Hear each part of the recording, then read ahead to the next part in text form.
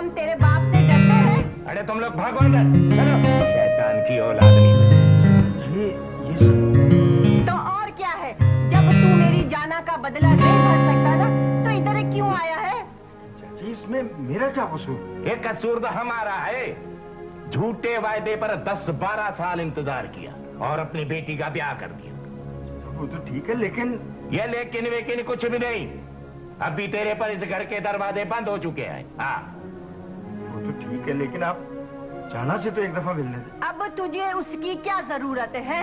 अगर तुझे उसकी जरूरत होती तो अपनी चाची से कहकर फजल का उसका हक न दिलाता। चाची, मैंने बहुत कोशिश की, लेकिन वो लोग नहीं मानते। आप खुदा के लिए ये जुल्म ना करें, इसमें मेरे बीवी बच्चों का क्या कसूर है? ये भी ये बातें मेरे को नहीं सुनाओ। हाँ, अच्छा, कम से कम मुझे जाना से तो मिलने दे। कहाँ है वो?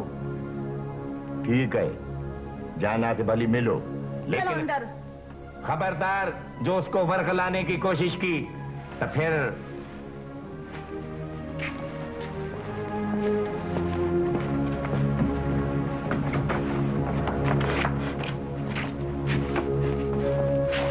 चला, ये सब क्या है?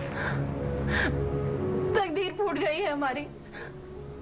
चला, तुम्हें मुझसे कोई जुदा नहीं कर सकता। तुम ना सिर्फ मेरी बीवी हो, बल्कि मेरे बच्चों की माँ भी हो। सावन, पता है अम्मा क्या कह रही थी? अम्मा कह रही थी अगर मैंने घर से कदम भी बाहर निकाला ना तो वो जहर खा करके जान दे देगी। तो तुम भी? मैं क्या करूं सावन, तुम उन लोगों को उनका हक दिला दो ना।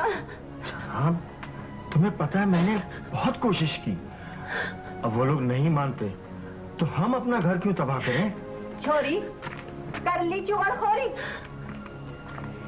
इसके अदा के सर पर सेहरा ना सजे, पर तू अपना घर आबाद रखो। बाड़े वाह, ये नहीं होएगा। जाना इधर से किधर नहीं जाएंगी, ये जाएंगी तो मेरी लाश पर से जाएंगी, समझा नहीं? अब चलो। चलो फिर तुम। मैं क्या करूं सावन, मुझे कुछ समझ नहीं आता, कुछ समझ नहीं आता। ठीक है, मैं चला जाता हूँ यहाँ से, लेकिन अपने दोनों बच्चे अपने साथ लेकर। नहीं, मैं अपने बच्चे नहीं दूंगी तुम्हें, हरगिज़ नहीं दूंगी बच्चे में। ये तेरे को बच्चे चाहिए ना? ठीक है, एक बच्चा तुम लेकर जाओ, एक बच्चा अपनी माँ के साथ रहेगा। ये ले अपने बेटे को संभाल, और अभी तुम इधर से जाओ। मैं भी अब्बा के साथ जाऊंगी, नहीं रहूंगी मैं यहाँ। अब अगर तूने जाने का नाम लिया ना, मैं तेरी गर्दन तोड़ दूंगा। ये हमारी शक्ल क्या देखता है? अभी चलो। ये आप लोग अच्छा नहीं कर रहे। खुदा के लिए मेरा घर तबाह मत करें। अमल खान, बहुत हो चुकी, अभी तुम चलो। नहीं बाबा ने क्यों रोक्यो? नहीं मारो। बैठ जा। मारो।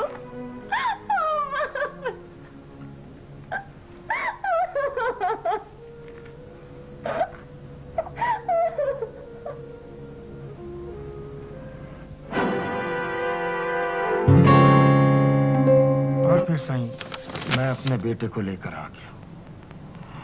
बेटी और बीवी वहीं रह गए।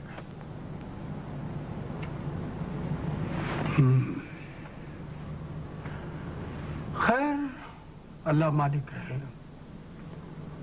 अब तो पहले की तरह गांव और बिरादरियों में पटेलों और सरदारों की वो बात नहीं रही है।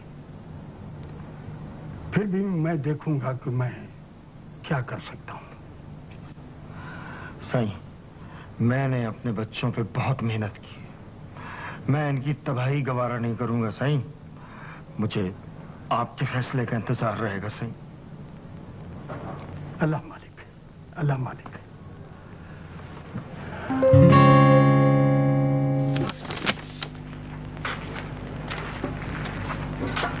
क्या कर रही है बेटा? इंतजार कर रही हूँ मम्मी। किसका इंतजार? पुलिस अफसर का मम्मी। पुलिस अफसर का? जी हाँ, मैंने पुलिस अफसर को खत लिखा था।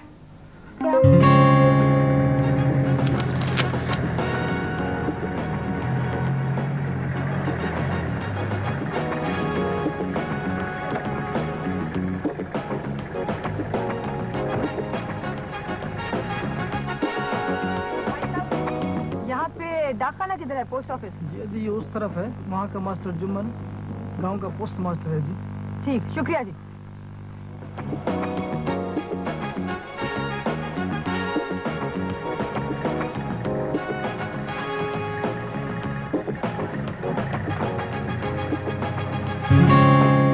मुझे समझ नहीं आता कि आखिर आप अपनी बेटी को तलाक क्यों दिलवा रहे हैं? लोग तो बहनों और बेटियों के घर आबाद करते हैं और आप हैं कि तबाह करने चले हैं। वकील साईं, उन लोगों ने हमारा हक मारा है, मुझसे मेरी मंगेतर छीन रहे हैं, तो फिर हम क्यों ना? खैर, ये आप बेहतर समझते हैं, लेकिन मैं फिर भी यही कहूंगा कि अपनी बहन और बेटी का घर तबाह ना करें। वकील साहब, ये मेरा मामला है, तो मैं अपनी छोकरी को तलाक दिलाऊं या तुम मुझे केस नहीं लेता तो फिर? ठीक है, ठीक है।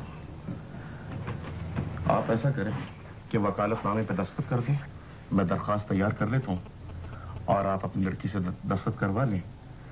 हम परसों तक इसे दावे के लिए दाखिल कर देंगे। ठीक है साईं। ठीक है।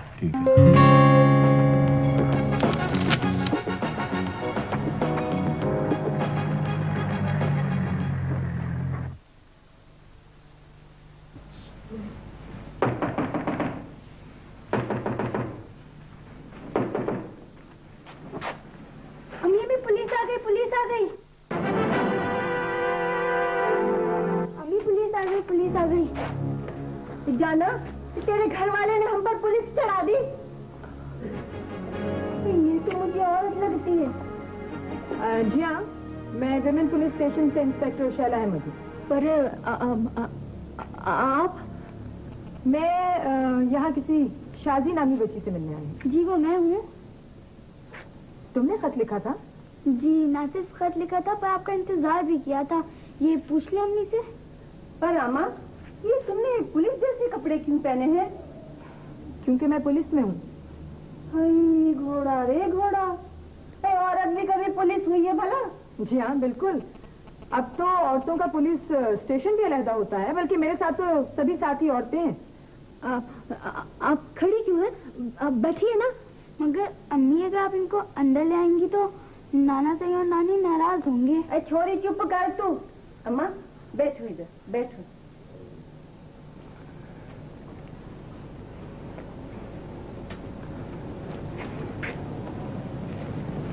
बैठे। अब्बा। हाँ बेटा। हम कितने अकेले हो गए अब्बा? बेटा, इंसान कभी कभी उस खजा रसीदा दरख्त की तरह हो जाता है जिस पर कोई परिंदा बसेरा ना करे। नाना और नानी तो नाराज हो गए, लेकिन अम्मा क्यों नाराज हो गई अब्बा? बेटा, औरत का दिल उस दरिया की मानंद होता है जिसका रुख मोड़ना इंसानों के बस में नहीं। अब्बा, मेरे नाखून बढ़ गए हैं। मैं काट दूंगा बेटा, पहले कपड़े धो। अब्बा, ये तीन बच्चे हमारी तरह होते हैं? नहीं बेटा, उनको ये ज़हनी अजाब नहीं भुगतना पड़ता। वो तो ये सोचकर उम्मीदों के धागे तोड़ देते हैं कि उनके माँ बाप मर चुके। लेकिन जिन बच्चों के माँ बाप उनकी जिंदगी में बिछड़ जाएं, वो बड़ा दुख, बड़ा अजाब सहते हैं। अब्बा, क्या माँ वापस नहीं आएगी? नहीं बेटा, वो आएंगी। मीरर पटेल ने दिलासा दिया है, बाकी अल्लाह मालिक है। बड़ी मुश्किल से हमें शाजी का पता मिला है। बहुत सारे गांव देखे हमने, लेकिन कहीं भी इस नाम की कोई बच्ची नहीं थी। सब देहाती नामों वाली बच्चियां थी, सुभाई, भागुल वगैरह। सिर्फ यहाँ आके पता चला कि इधर कोई शाजी है। हाँ दी, इसका नाम इसके बाबा साईं ने शहरी लड़कियों की तरह रखा है। लेकिन अब ये लोग ना तो मुझे बाबा साईं के पास जाने देते हैं, ना ही मारू भाई के पास। कहती हूँ तो नाना, नानी और मामू मारते हैं। कब मारते हैं झूठी? क्यों नहीं मारते नानी? अच्छे बच्चे झूठ नहीं बोलते। अब इतनी बड़ी होकर झूठ बोल रही है। ये देखिए, मेरी पीठ पर कितने थप्पड़ों के निशान हैं। शाजी, बस कर शाजी, बस कर। तुम क्यों रोती हो? तुम्ही ने तो अपने बच्चों को इस हाल को पहुंचाया है। अपना घर उजाड़ दिया तुमने।